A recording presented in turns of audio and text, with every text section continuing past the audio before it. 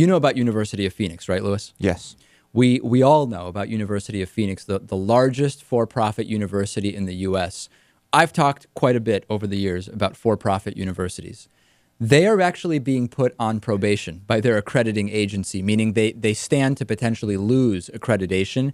This was revealed in the Chronicle of Higher Education, which reported that the Apollo Group Incorporated, which is the parent company of the University of Phoenix, reported in a filing with the SEC that, quote, a team of reviewers from the Higher Learning Commission had concluded that the university had insufficient autonomy from its corporate parent. What's actually kind of funny is that this isn't really the problem most people have with the University of Phoenix specifically, or for-profit educators, but it still is making them be on this kind of, it's going to put them on probation in terms of being accredited. Right. And I mean, when you hear the words for-profit college, for-profit university, I mean, don't you just immediately assume that there is not enough autonomy between said college and whatever investors and corporate parents it might have? Well, I want to get back to that, but just so people have a little bit more of a sense, the university has an overall graduation rate, meaning first-time undergrads who get a degree in 6 years, of about 16%. And the graduation rate for their online programs, because they do have campuses, is about a quarter of that, only 4%. Now, there's a counter argument when people say, look at that terrible graduation rate. The counter argument is it's misleading because a lot of students aren't going there to pursue a degree. They're just going there because they need specific classes, they want to learn the skills, etc. I don't know that that's a good argument, because I went on their website and it's very clear that you can take classes as a non-degree enrolled student, just like at any college or university.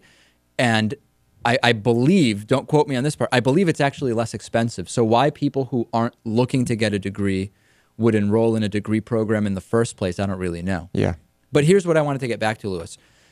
We instantly, let me step back. A lot of people, when they hear for-profit college, they say, well, wait, is education for-profit? I just don't like the sound of that. Something about that makes me think it's not really a good thing. For-profit health insurance. Why do we accept that? It makes just as little sense, does it not, Natan? Because we're stuck. Yeah. I just wanted to make one point about what you said before, which is that the only way I would accept as legitimate the 16% graduation rate is if the students were more frequently than students at not-for-profit colleges transferring to other schools. In other words, they would start their career at University of Phoenix and then transfer to somewhere else. Fair enough. Something tells me that's not the case, and that is a valid statistical point to be making.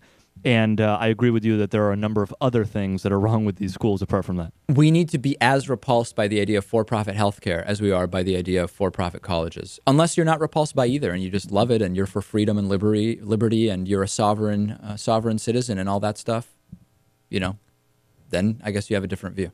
Someone listening will love it.